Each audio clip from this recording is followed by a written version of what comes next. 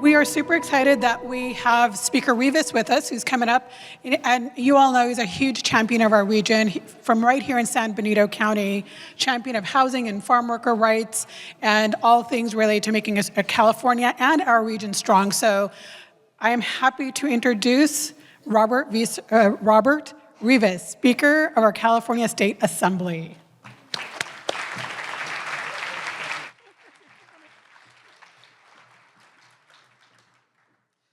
Good morning, everybody. It's wonderful to be here, to see all you.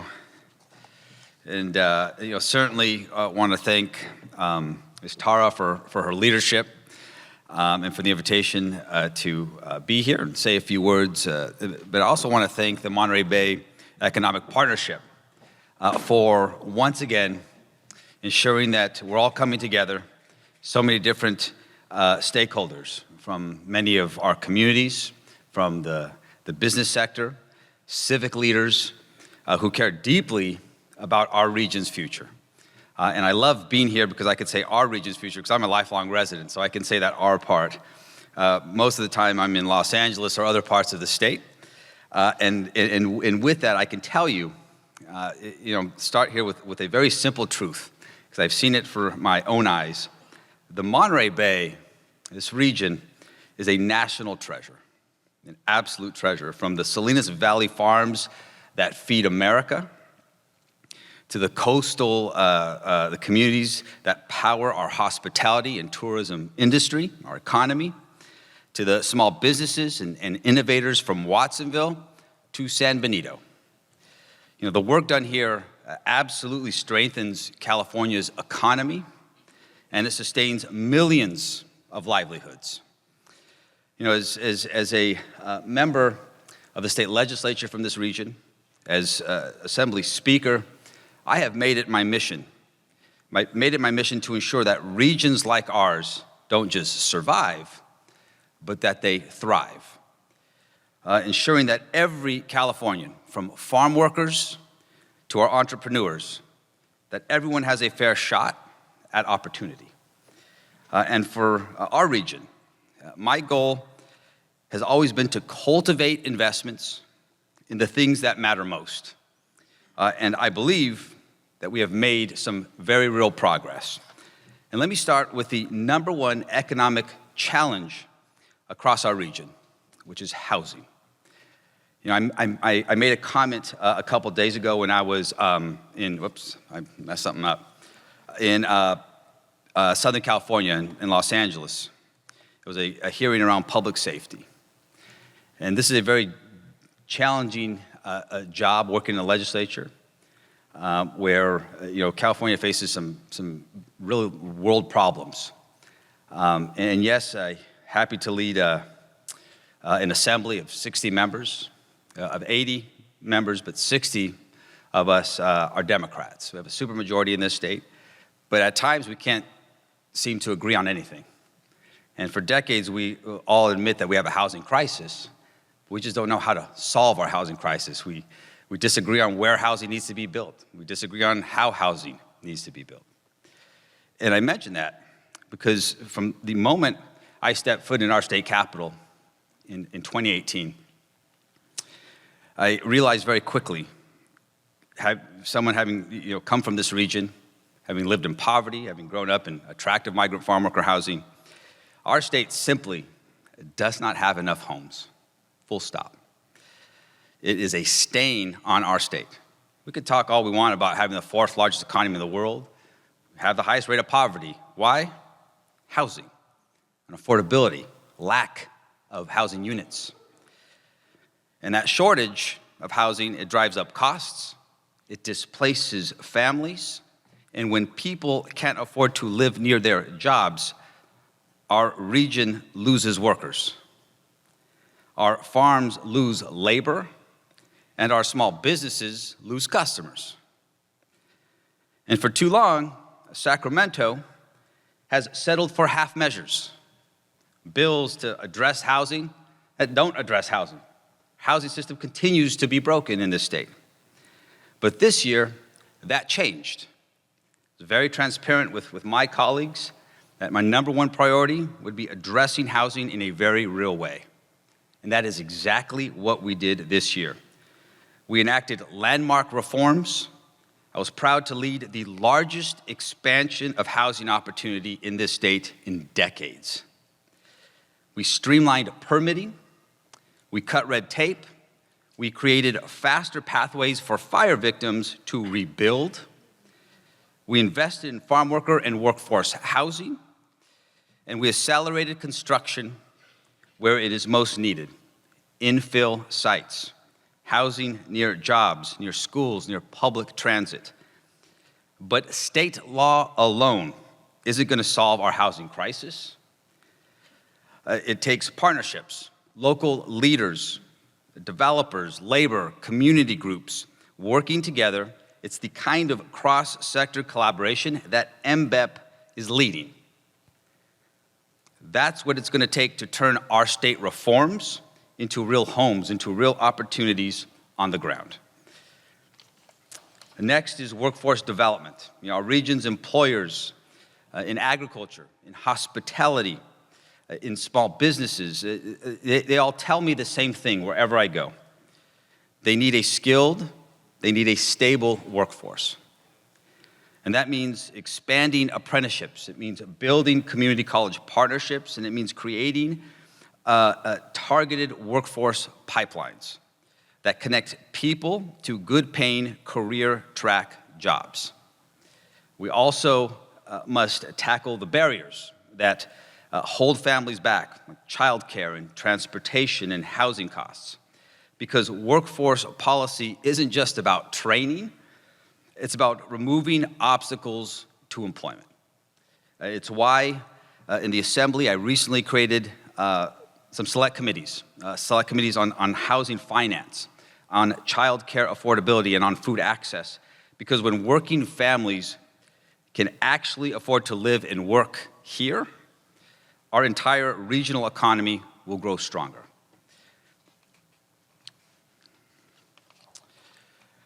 And nowhere are the stakes higher when it comes to climate change. Climate impacts are being felt all over our state. California is on the front lines of this climate crisis. Those that still don't believe in climate change, don't take my word for it, just believe what you see, believe your eyes.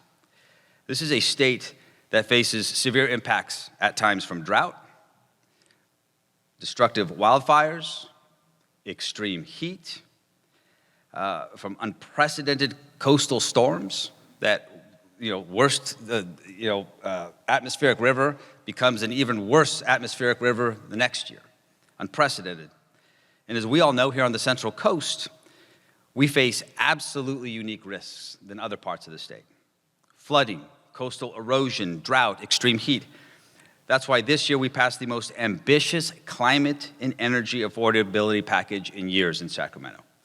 Strengthening our grid reliability, expanding clean energy jobs, and delivering billions in savings to ratepayers through climate credits. Locally, investments like the Pajaro River Levee Project, they are delivering long overdue flood protection for our communities and our farmland and investing in one of the most vulnerable communities in California. These are improvements, upgrades that should have been made decades ago, but unfortunately as a community, the people there are not valued. That has changed. And at the same time, as a state, we continue to show the world that we can cut emissions, grow our economy, and lower costs all at once. And finally, Washington. This is my 15th year in public service, 15th year in elective office. Can't make a career out of elective office. I hate public speaking, and here I am. Spent 8 years as a county supervisor in San Benito, lifelong resident of this region. It's my end of my seventh year in the state legislature, the Assembly. As Speaker of the Assembly, work closely with the governor and with the pro tem, my counterpart in the Senate. This was absolutely the most challenging year of my time in elective office. I started the year by reminding our colleagues that we had an obligation to protect the progress we've made in California. Yes, Donald Trump was elected to his second term, and we'd push back. But our job wasn't about just pushing back on Donald Trump. It was about making real progress for California. We have a supermajority of this state. Democrats have been in charge of this state, have had a supermajority status for nearly 2 decades. Not much to show for it. What I took away from November's election, when Donald Trump was reelected for a second term, is as California Democrats, we have to do a much better job of improving the lives of residents who live here. That is our responsibility. So it's our time to get to work. We have to prove to everybody that we mean what we say and that we're going to produce results.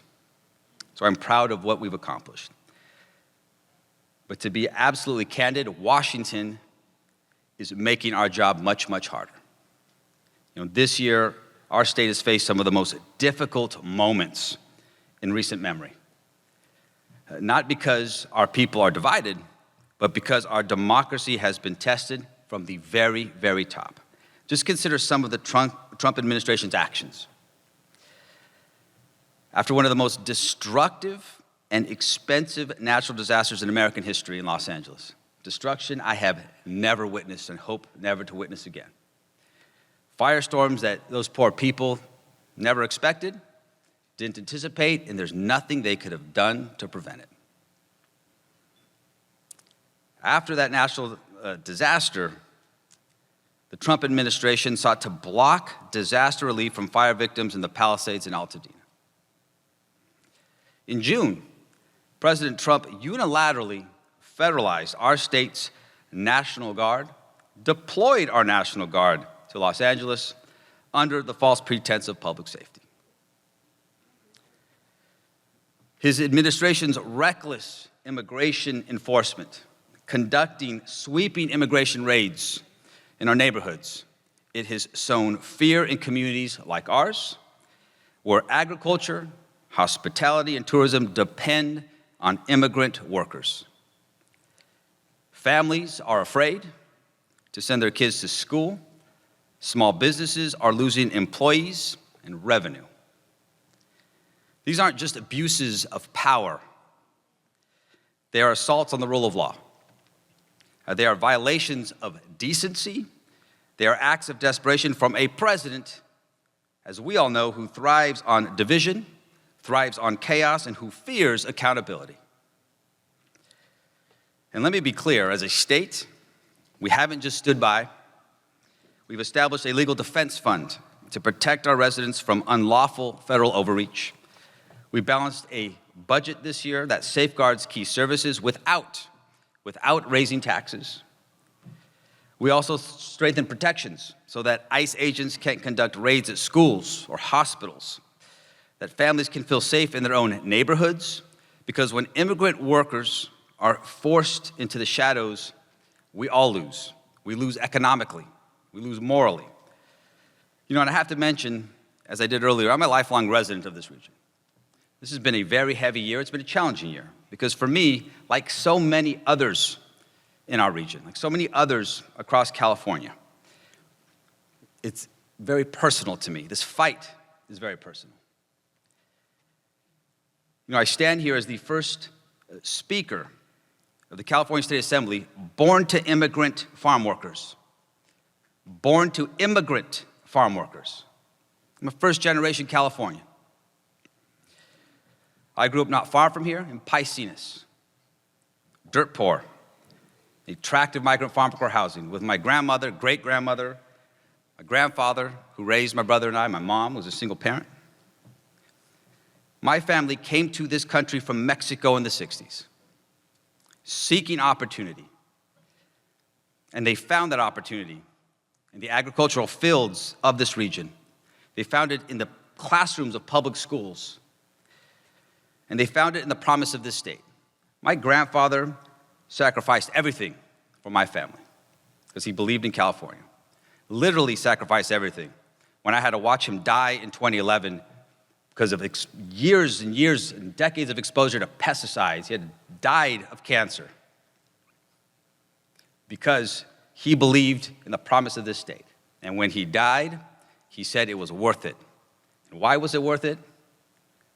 Because this is a state that provided a better life for he and for his family as a farm worker. Couldn't find that in any other country of this world. Couldn't find that in any other state in this country but California.